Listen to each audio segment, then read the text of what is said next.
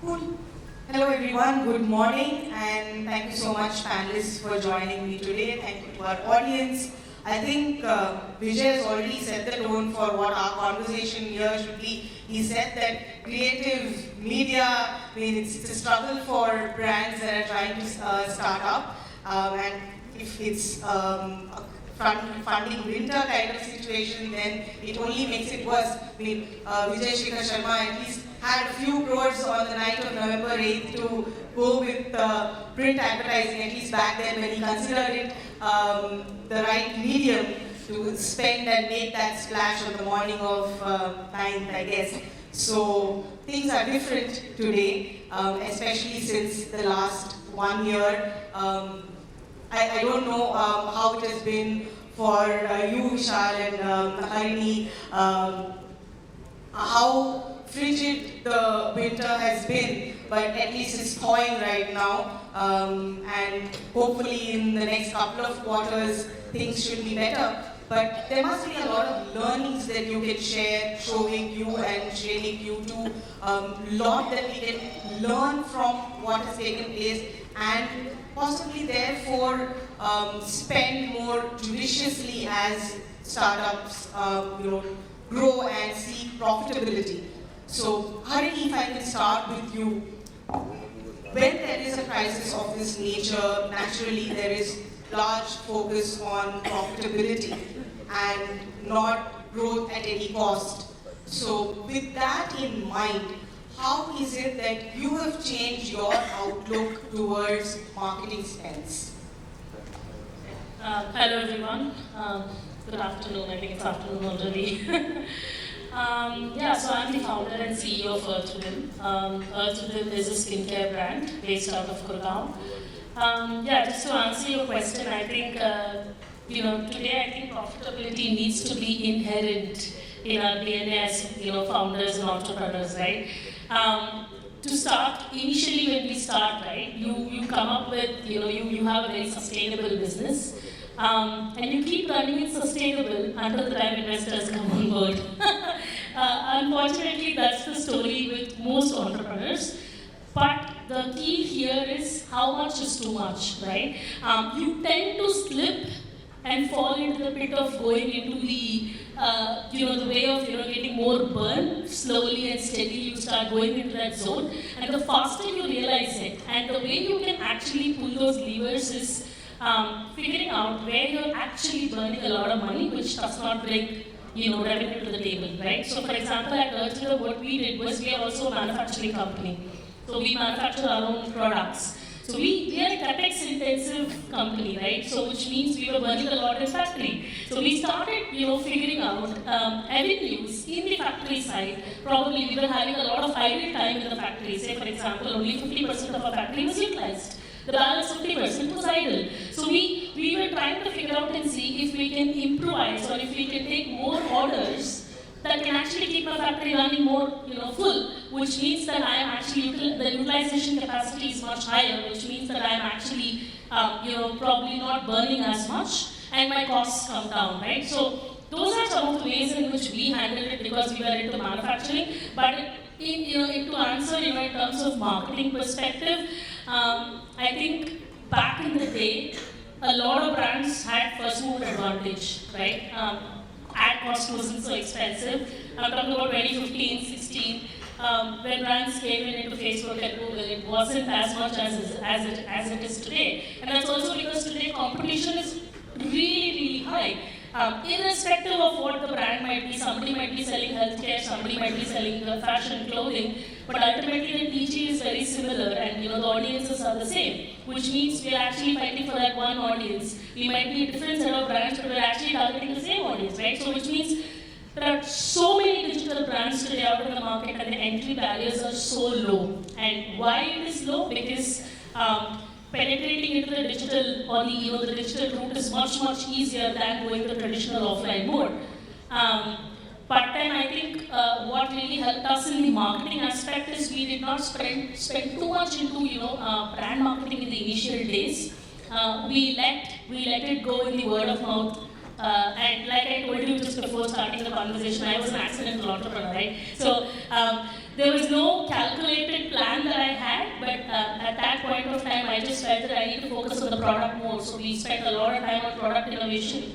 And that product did a lot of talking for us in terms of brand. So that's how we took it up. So it wasn't just a marketing spend, but I like that you brought in that whole manufacturing aspect, something very different that we got to hear today. Vishal, if I can come to you, you are creating a category, and Harini was saying that she didn't spend too much on brand marketing in the initial years, but we saw that Tapsi Pannu, has been brand ambassador last year. We saw a whole marketing splash from Gynoveda, and you said that your company's been growing at 3x year on year.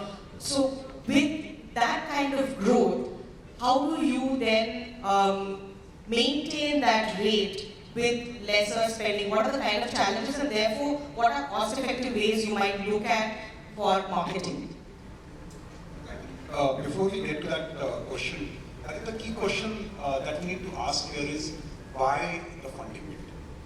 And there was this jubilant euphoria in 2019 that, oh my God, there's like among investors they were clamoring for getting into D2C companies, and now suddenly we're sitting in 2023 and we're talking about funding winter.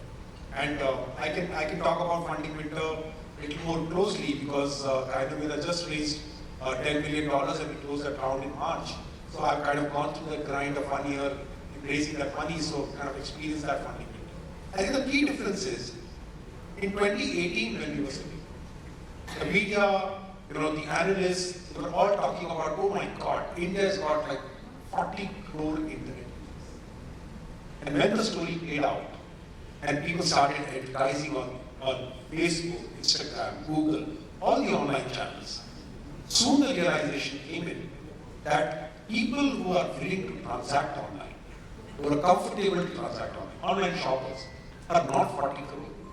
Whereas all the estimates were made based on that 40 crore, such a large market. It turns out that only 7 crore people, now if you look at it in hindsight, have transacted once. And the D2C market, people who are frequent buyers online, are just 1 crore. That's exactly what even Vikas slightly touched upon. That I think the whole estimate was overestimated that it's such a large market of 40 crore, online shoppers. Whereas online frequent shoppers are just 1 crore. That has changed. Investors have realized, and when we are going and talking to the investors, how big is the market? So if you're going to suck in money, and you're going to show me that, hey, it's a 40 crore online shoppers, that's not the case. The market is as small as 1 CR. That's the big difference, and that's why the funding winter. The funding winter is not because there is no money in the market. In fact, investors are facing an extremely opposite problem. They ended up raising a lot of money from their investors at the back of this 40 crore story, and now they're sitting on dry powder. Where do you really deploy it? Because there are no companies that can talk about 40 crore. When it comes to media splash with Tapsi Pannu or our strategy with marketing, I think from day one, Gynoveda has been run frugal. We've been a frugal company. We don't really run the company as if it's a funded company. We are true to what, and there is a formula. I think in case if you can get your unit economics in the business, then marketing budget or marketing spend is endless. And unit economics, while 80% of you may really understand that, maybe, but for those 20% who doesn't understand unit economics, is if I'm selling a product of 100 rupees, I have factored in, say for example, 30 rupees towards marketing. Whereas when the money was flowing endlessly, and this whole philosophy had grow at any cost, investors, founders, they were okay to spend even 100 rupees to acquire 100 rupees. That's not sustainable. You can actually acquire your first 10,000 consumers at 100 rupees for a 100 rupee product because you really want to understand, how people react to that product. What is the usage of that product? So it is purely for the standpoint that at least you get your users. But when you talk about selling a 100 rupee product and spending 100 rupees on that and saying acquiring 1 million users, I think that's not going to work. And that's where the funding winter kicks in. And so, what have been some cost-effective methods that you've been employing during the last few months? I think what has worked for us, and I think in hindsight now I can say that we have kind of cracked this formula, which has worked for us. Because we are a category builder, the kind of product that we sell online, there is no natural demand.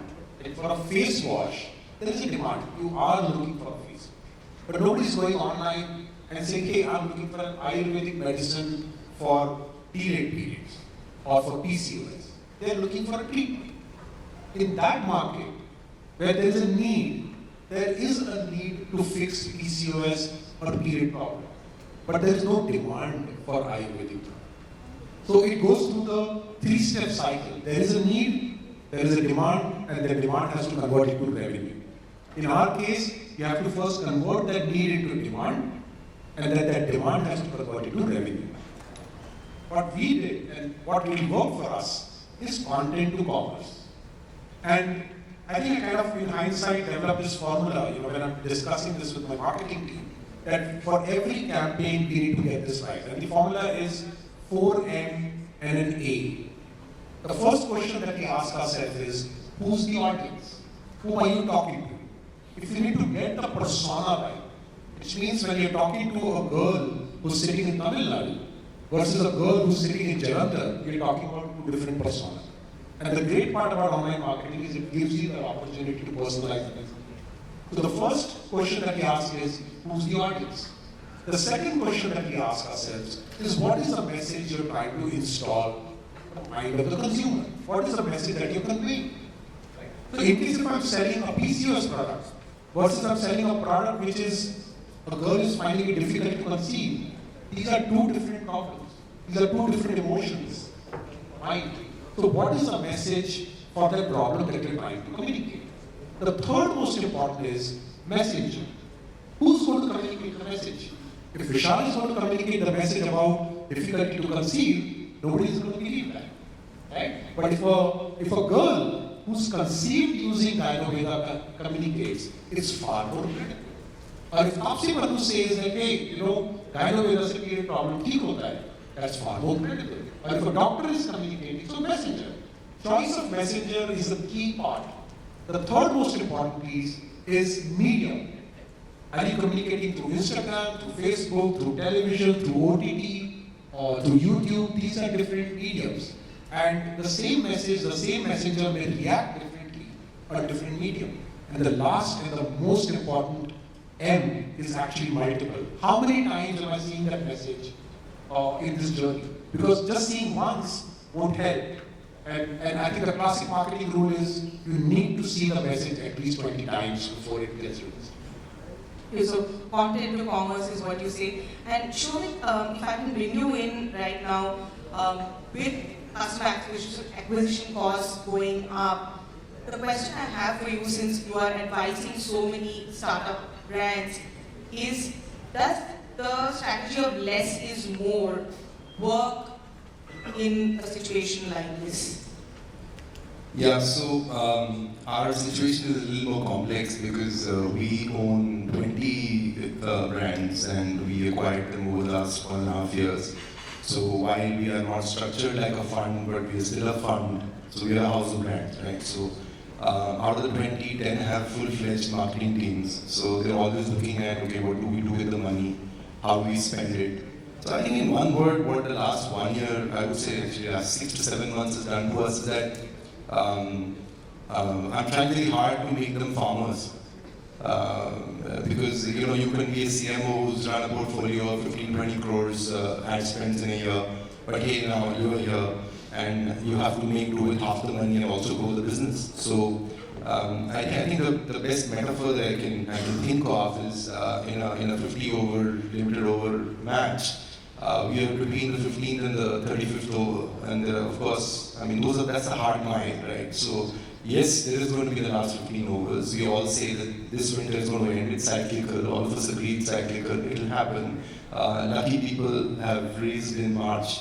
So the most unlucky people have not raised in March, right? Luckily, we have some money in the bank, so we have not been really scamming funds. We're okay. But yeah, we know that we can't lead. So last year, I was. So if a marketing head would come to me and say, you know what, I have these 7 ideas, so I would say go with 5.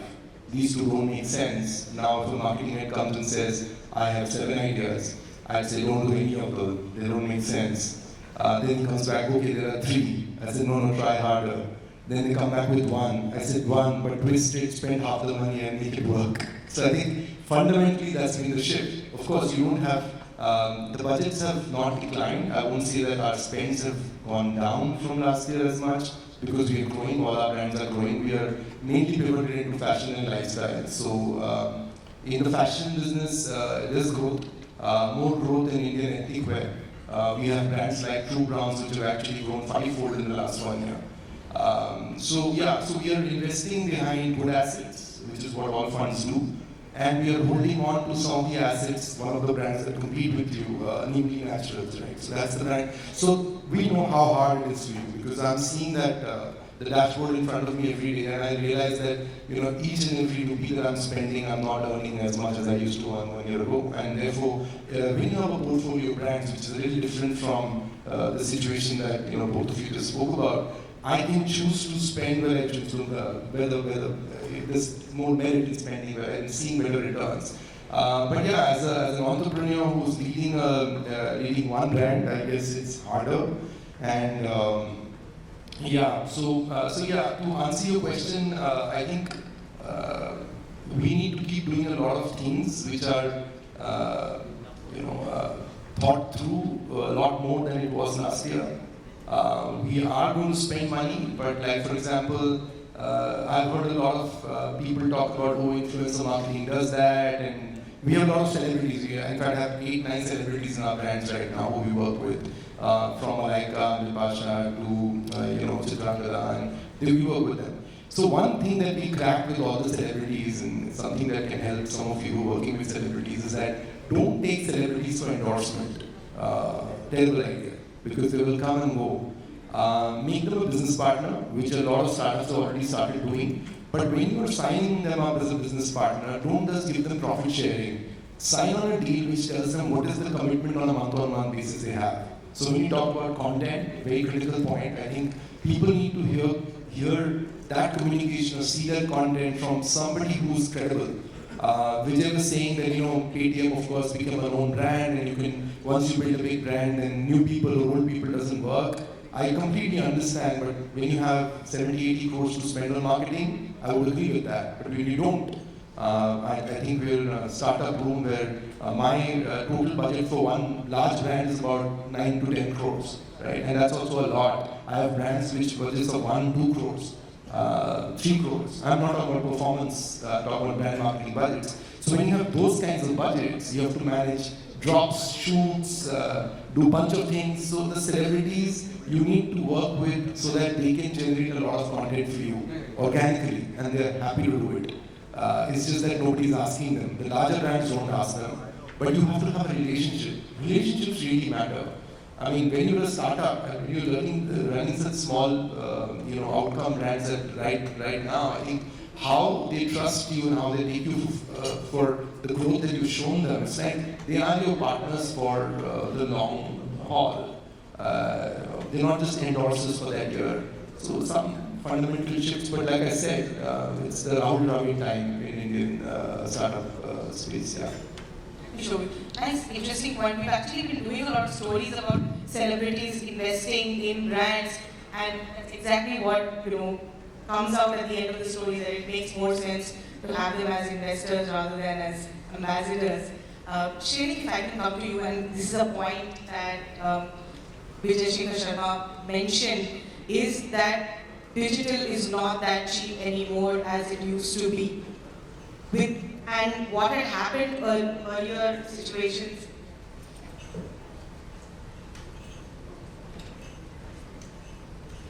have Vikas here from Happilo.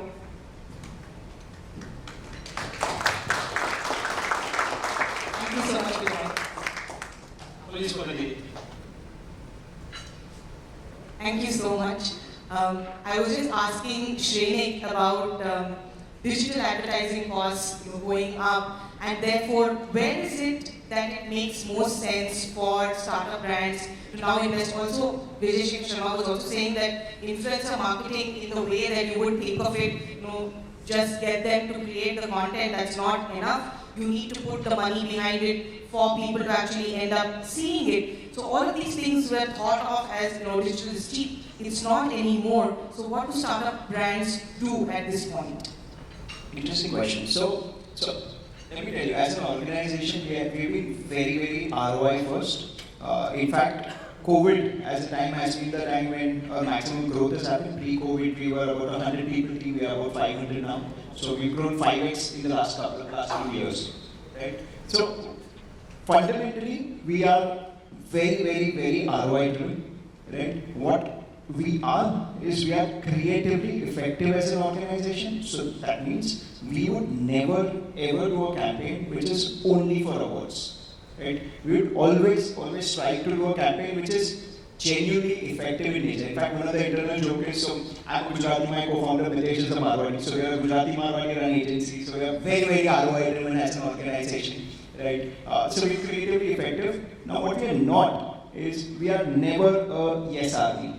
That means in a boardroom discussion, in a marketing brainstorming, we would never be a yes army. If it makes sense for a brand, we would do it. If it doesn't make sense for the brand, we would go all out to make sure we convince with relevant data points and it doesn't make sense. Right? So these are a couple of fundamental value drivers which we've been installing in all our campaigns, in all our people, right? And which is helping us to be a lot more ROI driven. But what brings the ROI? I'll tell you. So, you spoke about an interesting metaphor. I'd also like to quote a metaphor, and what better audience than the startup audience. Of course, the favorite animal of each and every startup a few years back was unicorn. Of course, now it is cockroach. Right? What I personally believe, the favorite fruit of every startup, and this is very interesting, favorite fruit of every startup has to be sugarcane. Now, think of it. Think of your last ganna eating experience ganna, juice drinking experience street side.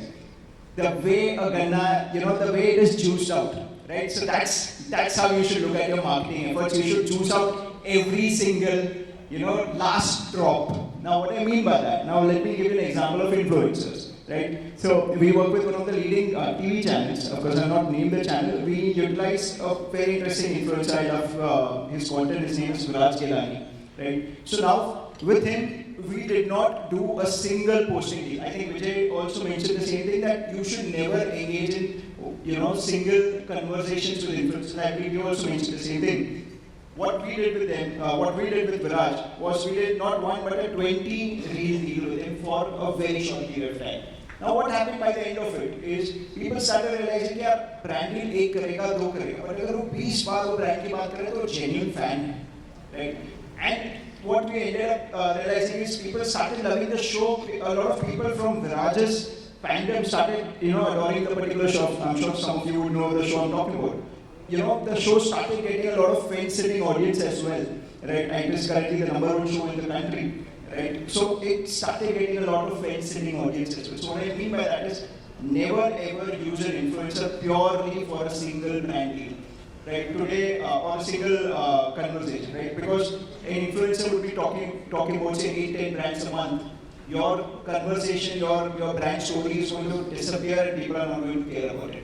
Can we invest in a genuine conversation with an influencer and try and juice out the maximum out of that influencer, so much so that his or her fans start believing that he's a true fan of the brand, and we start getting the fence-sitting audience also in the brand ecosystem. So that's the way we look at the influencer marketing ecosystem. If you were to talk about brands which are D2C in nature, or brands which are Amazon first in nature, what I would rather do as an influencer deal is not just take a reel or a single story bite, I would actually do a small photo shoot as well.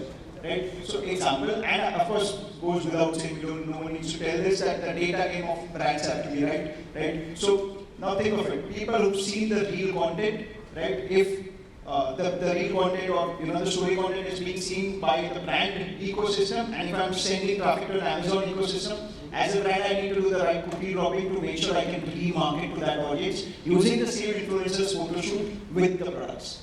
So that's how you can make the influencer campaigns a lot more effective, right? And think of each of these influencers. They may not get as many photo shoot deals as many reel deals they will get. So generally a photo shoot deal can be negotiated as a good plus one. You may not have to kind of, splurge huge monies. It could be a small plus one over what you're anyways paying. Right? So that's how you can make it, like I said, juice out as much as possible. Alright, I think you've told us how to juice that sugarcane. We'll use that metaphor. Because now that we have you, the question I have for you, I wanted to have you, comment on this before anybody else got to talk actually, because you spent on IPL this year. I mean, at a time when edtech platforms decided to not spend, we saw several startup brands, kind of just pause ad spend. We saw you spend on IPL and quite a few other media IPs during the year. The question I have is, was it because there was the funding winter and several other startups decided to hold back spending? Was it this was the right year for you to possibly splurge on advertising and be seen? Is that how you thought about it and went about that? Yeah, hi, thanks. So, very important for any brand is to make a noise which has high decibel. We as a brand don't believe in advertising proudly. We ideally select moments like an IPL or a festive season to actually do some big brand campaigns. So IPL was such one where we partnered with the IPL and we were the proud sponsors of that. And we also spent a lot of money on communicating the content what we created via a national television as well. So the mindset was, when everybody was trying to, spend more on, say, digital and other things, we felt that the value for money and the reach of what we get from a national television and from an RCB IPL team was much wider. And for us also, it is all about long-term brand building. As everyone saying that it's about how you can optimize it better. So I think the biggest noise in India, what can be created, is through cricket and Bollywood. So I think that's what we selected. In fact, we also have Kiara and Siddharth Malhotra as a brand ambassador. So we as a brand personally believe that we want to reach the masses across strata, across regions. I think cricket and Bollywood is the biggest thing what we can do. And IPL was such a thing. And if you're doing brand marketing, kind of awareness that you're trying to create, can you really use that? Okay, like Shrenik was saying, all that money that you spend behind it at a time like this when investors are seeking profitability, looking at the numbers really, does that turn out to give you the kind of ROI you would have liked? Again, brand building is a long-term game. I always say that it's not like a sprint that you do something for 1 month and then the brand is built. Brands are being built over generations. If you see brands like Tata, Reliance, and the rest of the world are being built for 50 years, 70 years, 100 years. But we as startups, are maybe more ruthless and we hustle more. So we actually want to build everything in like 5 to 10 years kind of horizon. So that's how the listing upgrade also comes. And also we have a good board, good board of investors. They also show you the way how actually larger brands are built. And those kind of experience help. But again, everything goes on the marketeer's gut decision. There is nothing always right or always wrong. It's all about the market dynamics and how you're able to build the sales and distribution. Like when before IPL we started, we are available in 5,000-6,000 stores. Today we are available in more than 20,000 offline stores. Right? Being a primarily e-commerce first company, we are able to expand our distribution channel as well. And we are able to expand in almost 50 cities in India.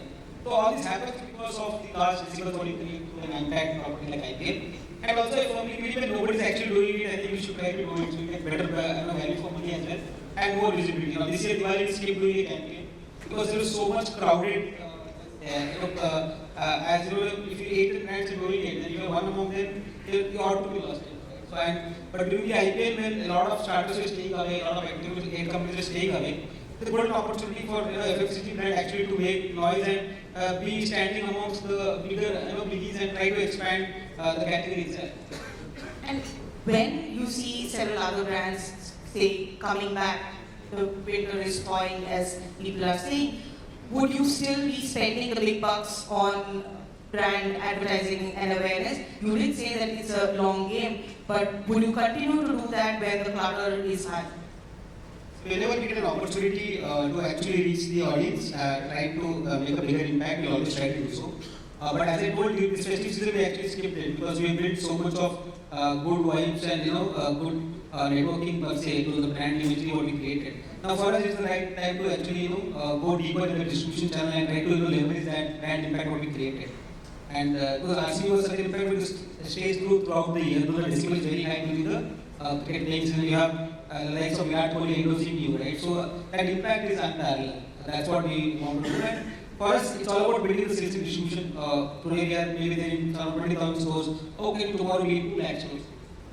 All those things can only happen when you have a larger brand play. For example, see, we started as an e-commerce first company, right? For me, going to a category manager, going to a buyer and convincing over the table that Happilo does XYZ and this is what we want to do with you. We do a contract with them, we sign up some visibility amount, give some exciting offers and we are on board. But you want to go to offline, right? You want to talk to say 2 lakh retailers. Those 2 lakh retailers don't know who is Vikas, right? And they only know what is the brand. But when you go to e-commerce company, it's easy to negotiate with the category manager, negotiate on the margins, negotiate on the visibility, and you're able to convince that guy. So the entry barrier is typically easier. So go to offline, every retailer is an owner. For you to convince him, it's about how the larger than brand you can build. The founder or the top manager cannot go to every retailer. That is where the power of brand comes into play. That's where you get easy placements, and that's where you have better portfolio revenue. When your sales team is going there, every individual himself is an influencer for the brand. So if he goes there, he has to have some backing that the retailer already knows the brand. It makes it easier to place the brand, appoint more distributors, go deeper in the network. If you only want to do e-commerce per se, largely creating reels and targeting customers based on geography, demography works. But when you have larger aspirations like what we have, we want to be a large omnichannel FMCG brand. I think it's important for you to do a lot of high ticket as well. Okay, thank you so much. We just have a minute left and so much of insights and wisdom dripping here on the panel. So with this 1 minute left, if someone has a question for any of our panelists here, please state your name and your affiliation and keep your questions short.